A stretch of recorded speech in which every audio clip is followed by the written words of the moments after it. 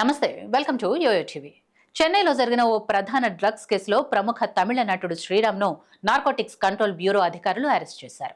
ఈ కేసు తమిళ రాజకీయ నాయకుడితో సంబంధం ఉన్నట్లు ఆరోపణలు వెలువడుతున్నాయి. ఇది సినీ పరిశ్రమ, రాజకీయ వర్గాల్లో కలకలం రేపింది. చెన్నైలో డ్రగ్స్ సరఫరా నెట్వర్క్ను ఛేదించేందుకు ఎన్సీబీ నిర్వహించిన ఆపరేషన్లో శ్రీరామ్ పేరు బయటపడినట్లు తెలుస్తోంది. ఈ కేసులో అరెస్టు చేయబడిన కొందరు వ్యక్తులు ఇచ్చిన సమాచారం ఆధారంగా శ్రీరామ్ను విచారణ కోసం అదుపులోకి తీసుకున్నారు. అతని నుంచి రక్త నమూనాలను సేకరించిన పోలీసులు డ్రగ్స్ వినియోగం లేదా సరఫరాతో అతని సంబంధాన్ని ధృవీకరించేందుకు పరీక్షలు నిర్వహిస్తున్నారు. మాజీ డీఎంకే నాయకుడు జాఫర్ సాదిక్తో శ్రీరామ్ డ్రగ్స్ కొనుగోలు లావాదేవీలు జరిపినట్లు ఆరోపణలున్నాయి. ఈ కేసులో ఇప్పటికే అరెస్ట్ అయిన వారు శ్రీరామ్తో పాటు మరికొందరు సినీ పరిశ్రమ ప్రముఖుల పేర్లను వెల్లడించినట్లు సమాచారం.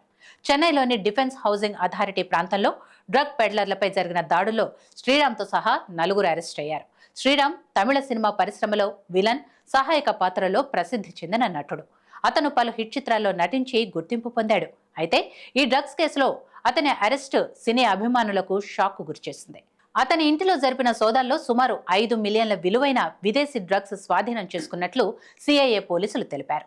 శ్రీరామ్ తెలుగులో ఒకరికి ఒకరు, శంకర్ దర్శకత్వం వహించిన స్నేహితుడు, ఆడవారి మాటలకు అర్థాలే వేరులే తదితర చిత్రాల్లో యాక్ట్ చేశాడు. ఈ కేసులో మాజీ డీఎంకే నాయకుడు జాఫర్ సాదిక్ పేరు కూడా తెరపైకి రావటం రాజకీయ వర్గాల్లో చర్చనీయాంశంగా మారింది. జాఫర్ సాదిక్ గతంలో అంతర్జాతీయ డ్రగ్స్ స్మగ్లింగ్ కేసులో అరెస్ట్ అయిన వ్యక్తి. అతని నుంచి శ్రీరామ్ డ్రగ్స్ కొనుగోలు చేసినట్లు పోలీసులు ఆరోపిస్తున్నారు. ఈ కేసు తమిళనాడు రాజకీయాల్లో కూడా తీవ్ర చర్చ రేకెత్తిస్తోంది. ఎందుకంటే డీఎంకే ప్రభుత్వం డ్రగ్స్ నియంత్రణకు కఠిన చర్యలు తీసుకుంటామని ప్రకటించిన నేపథ్యంలో ఈ అరెస్టులు జరిగాయి.